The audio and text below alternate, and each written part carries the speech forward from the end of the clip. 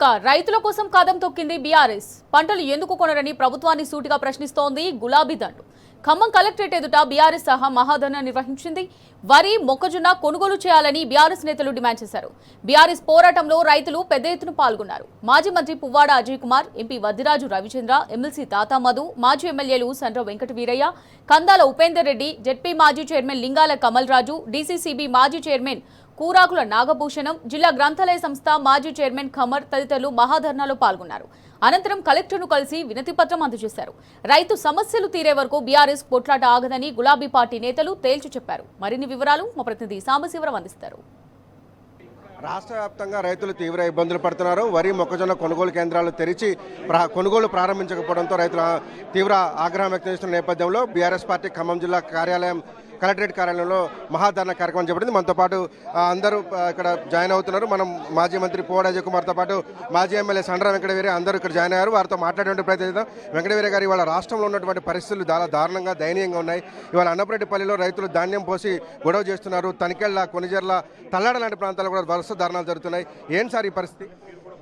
అత్యంత దుర్మార్గకరంగా సమీక్ష లేకపోవటం, 2.5 లక్షల ఎకరాల వరి పంట, 2 లక్షల ఎకరాల మొక్కజొన్న పండిన అధికార యంత్రాంగం సమీక్ష చేయకపోవడం, జిల్లాలో 3 మంత్రులు ఉత్సవమూర్తులుగా మిగిలిపోయి ఏ రోజు కూడా సమీక్ష చేయకపోవడం వల్ల ఈ రకమైన దుర్భరమైన పరిస్థితి ఏర్పడింది.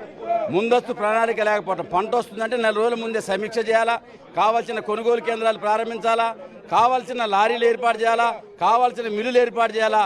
ఇవన్నీ చేయకపోవడం వల్లే ఖమ్మం జిల్లాలో రైతులకు ఈ దుస్థితి ఏర్పడింది. మనతో పాటు తాతా మధు ఉన్నారు.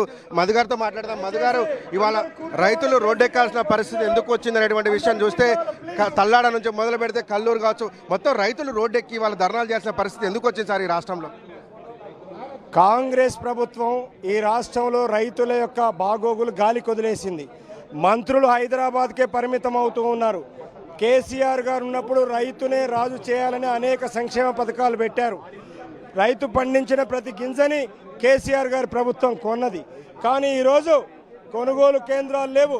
మక్కలు 40 నుంచి 50 క్వింటాలు అయితే 26 క్వింటాలు కొనాలి. మరి మిగతా 16 క్వింటాలు ఎవరు కొనాలనేది ప్రభుత్వం చెప్పాలి. కొనుగోలు కేంద్రాలు లేవు.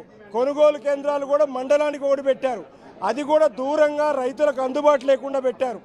ఈరోజు మద్దతు ధర లేదు, కొనుగోలు కేంద్రాలు లేవు, కొనే నాదులు లేవు, బస్తాలు లేవు, అధికారులు ఎక్కడ కనిపించడం లేదు.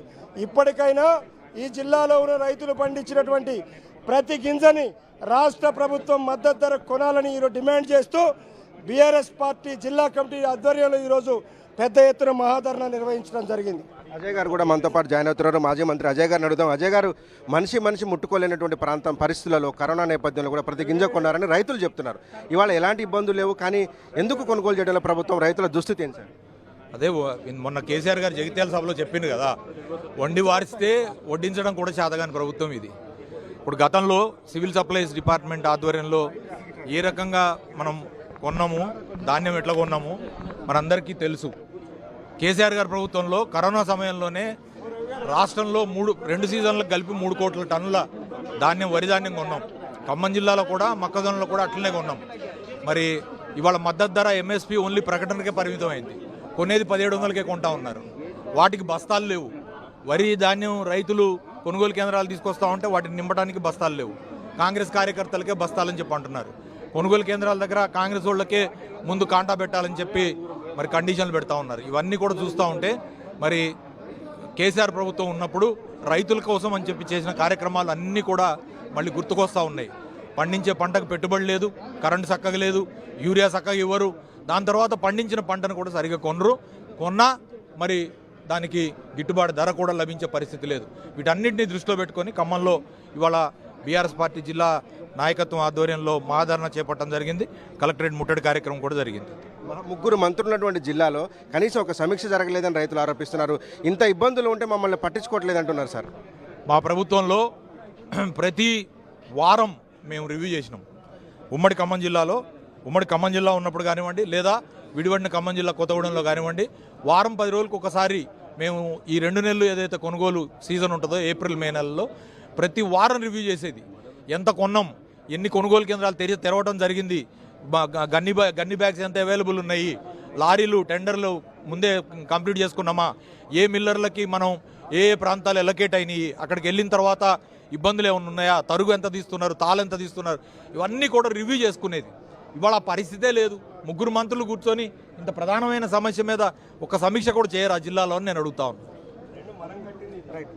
ఈ రాష్ట్రంలో ఒక ట్రెండ్ కనపడుతుంది. రేవంత్ రెడ్డి పోవాలి, కేసీఆర్ రావాలంటున్నారు. ఇవాళ రైతుల దుస్థితి కావచ్చు, ఆర్టీసీ దుస్థితి కావచ్చు, అనేక సమస్యలు ఇవాళ రాష్ట్రాన్ని పట్టిపెడుస్తున్నాయి. రైతుల బాధ చాలా వర్ణనాతీతం. 6 కాలం కష్టపడి పండించినటువంటి మొక్కజొన్నల్ని, కనీసం మొక్కజొన్నల్ని కూడా కొనే పరిస్థితి లేనటువంటి ప్రభుత్వం దద్దమ్మ ప్రభుత్వం, చేతగాని ప్రభుత్వం. ధాన్యం కొనడానికి చేతగలదు, కొనుగోలు కేంద్రాలు మాత్రం తెరిచిపెట్టారు, బస్తాలు లేవంటారు. కొంటే మాత్రం కాంగ్రెస్ రైతులై మాత్రమే ముందు కొనాలంటారు. ఈ కండిషన్స్ ఎక్కడి నుంచి పెట్టారు? గత ప్రభుత్వంలో ఎప్పుడు పెట్టలేదు కదా. 2400 కొనాల్సినటువంటి మొక్కల్ని కొనలేకపోతే మార్కెట్లో 1500, 1600 మాత్రమే కొంటున్నటువంటి ట్రేడింగ్ జరుగుతుంది. దాదాపు 1000 రూపాయలు, 800 నుంచి 1000 రూపాయలు ప్రతి కింటాకు మొక్కజొన్నలకు నష్టం జరుగుతున్నది. దీని మీద ఖచ్చితంగా కూడా మా బీఆర్ఎస్ పార్టీ తీవ్రంగా స్పందిస్తుంది. ఖచ్చితంగా కూడా కొనేదాకా కూడా మా ప్రతిపక్ష పార్టీ వదిలిపెట్టదు. మా బీఆర్ఎస్ కేసీఆర్ గారి నేతృత్వంలో ఇట్లాగే జరుగుతాయి. రేవంత్ పోవాలి, కేసీఆర్ రావాలనే నినాదం రైతుల్లోంచే ఉద్భవించింది. మొన్న జీవన్ రెడ్డి గారు అక్కడ జగిత్యాల సభలో కూడా తెలిసిపోయింది. మొన్న జరిగినటువంటి కాళేశ్వరం మీద కూడా హైకోర్టు ఇచ్చినటువంటి క్లియర్ ఆర్డర్ ద్వారా కూడా మా ప్రజల్లో కూడా మంచి నూతన ఉత్సాహం కలిగింది. రైతులకు కరెంటు లేవు, నీళ్లు లేవు. ఇప్పుడు కొన్న బోనస్ ఎక్కడిచ్చారు? వానాకాలం పంటకి ఇంతవరకు బోనస్ ఇవ్వలేదు. ఎక్కడికక్కడ ఇబ్బందుల్లో ఉన్నటువంటి ఈ ప్రభుత్వం దద్దమ్మ ప్రభుత్వం, చాతగాని ప్రభుత్వం అని చెప్పి ప్రజలు తీవ్ర ఆగ్రహంతో ఉన్నారని చెప్పక తప్పదు ఖచ్చితంగా. Thank you so much sir. ఇది మహాధరణ కార్యక్రమంతో బీఆర్ఎస్ పార్టీ కథం దొక్కింది. దాదాపు వేలాది మంది రైతులు, బీఆర్ఎస్ పార్టీ నాయకులు, కార్యకర్తలంతా కూడా ఖమ్మం కలెక్టరేట్కి తరలి వచ్చి కలెక్టరేట్ ఎదుట పెద్ద ఎత్తున ఆందోళన కార్యక్రమం కొనసాగించారు. కలెక్టరేట్లో కార్యాలయానికి చొచ్చుకొని వచ్చి ఆ వినతి పత్రం ఇచ్చేందుకు వచ్చి కలెక్టరేట్ ప్రధాన ద్వారం దగ్గర బైఠాయించారు. తక్షణమే ప్రభుత్వం స్పందించాలి, రైతులు పండించినటువంటి మొక్కజొన్న అట్లాగే ధాన్యం కొనుగోలును ప్రారంభించాలి, తక్షణం బోనస్ సంబంధించినటువంటి అంశంలో కూడా ప్రభుత్వం క్లారిటీ ఇవ్వాలి, పెండింగ్లో ఉన్నటువంటి బోనస్ ఇవ్వాలంటూ కూడా బీఆర్ఎస్ పార్టీ డిమాండ్ చేస్తుంది. లేదంటే పెద్ద ఎత్తున ఉద్యమించబోతున్నామంటూ కూడా ప్రభుత్వాన్ని హెచ్చరిస్తున్నది.